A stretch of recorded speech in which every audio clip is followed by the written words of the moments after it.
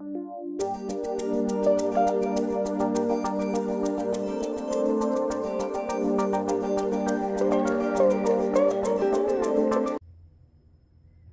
right, I am cutting down my Roval Control Cockpit. I'm going to shorten it a little bit.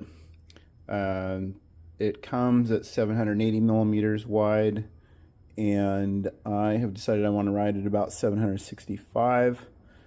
My son's Epic 8 has 750 millimeter bars. I got on it today, just kind of confirmed, yep, that is definitely too narrow. I've been using these for 4 or 5 months now. I don't know, whenever I posted the video of unboxing them, and they've been great, but a little too wide for me.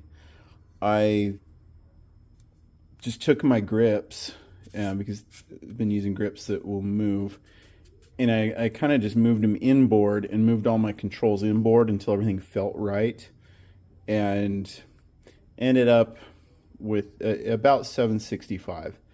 You know, it's one of the ways you can test to see if you really do need to cut down your bars. You know, if you have grips that will allow you to move them in and out. I just left the bar ends there and slid these in until everything felt right to me. Adjusted the controls to match, and that's where I landed. I spent a bunch of time on the trainer. If there's anything that's going to expose bad positioning, it's spending time on the trainer. You notice every little thing that maybe could be optimized or improved, and I feel like it's one of the best ways of dialing in fit and position is to sit on the trainer, and you can move everything a few millimeters, ride for a while, and because you're just stuck there in one position rather than being out on a trail or a road, you notice all the little changes a lot more. And this is where I settled on. I actually already did the other side, so it's been cut down. You know, so I took that about 7.5 millimeters off of this end, and you end up with a little leftover. It happens to fit right to where I've cut a few bars. I turn them into wedding rings, clean them up with a Dremel tool, get a new wedding ring out of the deal. My wife doesn't super think it's funny, but I wear a lot of homemade carbon fiber wedding rings. So because I wanted to make sure you get both sides the same, I used this Park tool. It is the Park tool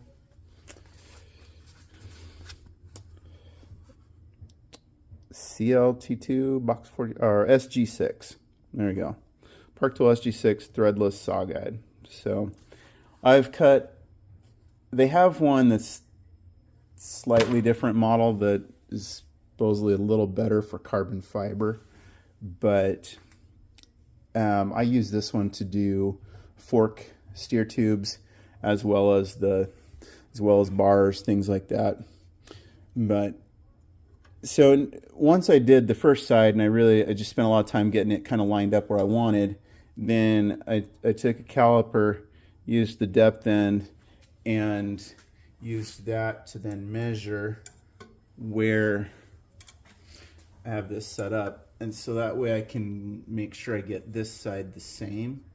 So you just bring that right to there.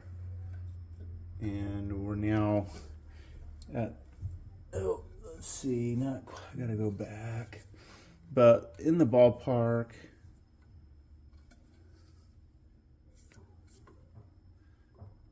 I need a little more hands to be filming and doing this all right, but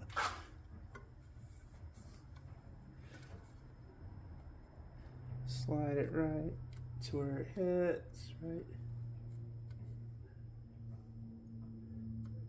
right about there. Make sure that looks good. Throw the light in there. And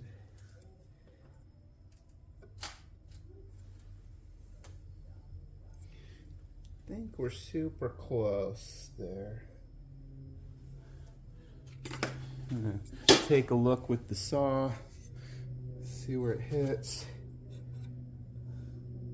Looks like that's hitting about the same spot as where I cut the other one.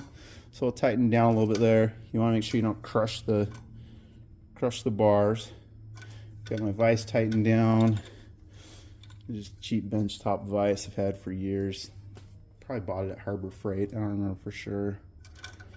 But these actually cut pretty easy. This is this isn't a super reinforced carbon.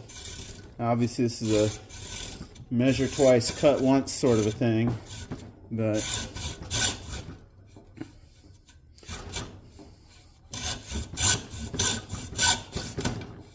any like high tooth count hacksaw blade works pretty well for this. They make carbon specific ones, but got a little mask on just so I don't breathe carbon dust.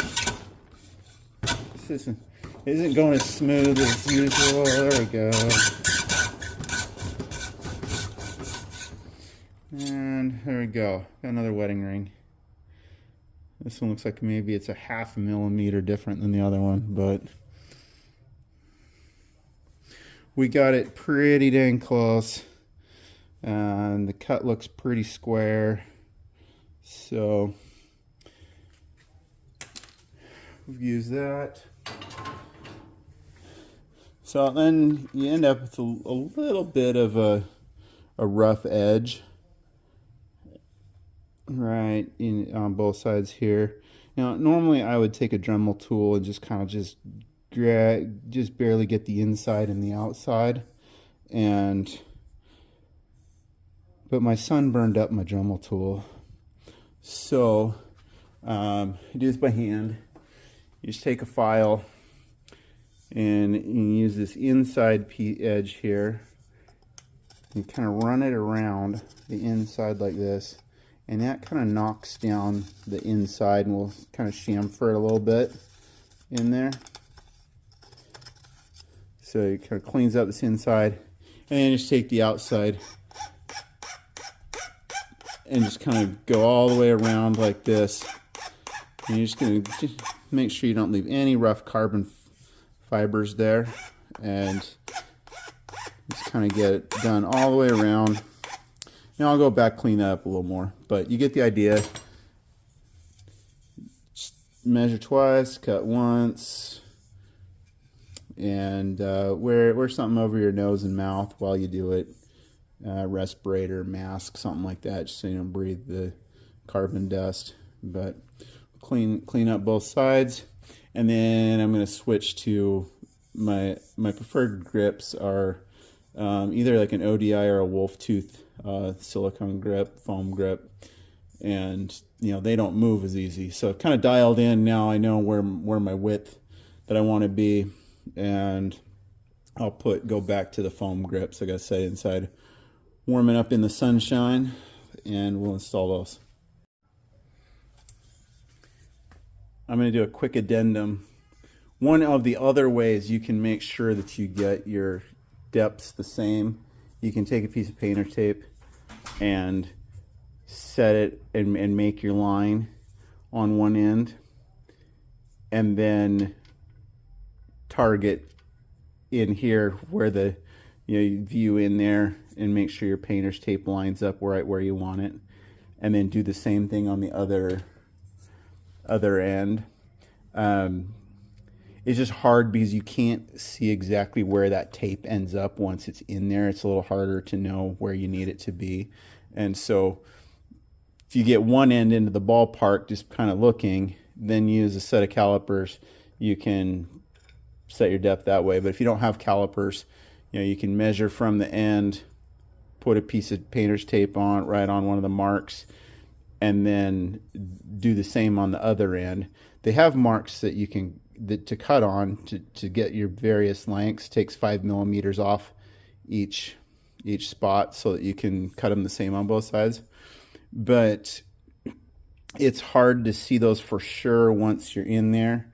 And so putting a piece of painter's tape on would let you go right to the edge, and then that tape may help keep the edges from being quite so rough.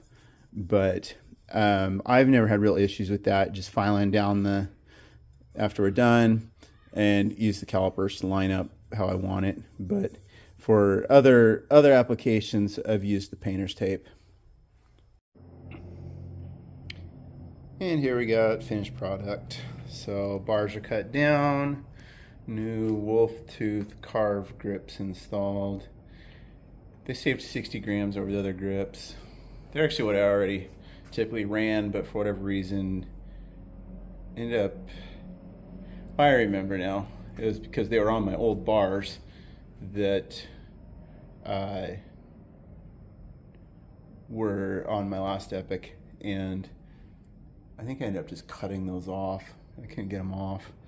I've learned some tricks since then, but I had those other grips, and I've used those over the years. I don't mind them, but I was ready to get back to these. Got a set for Christmas, and figured if I was going to put them on, I should get the bars cut down to the length I wanted them first.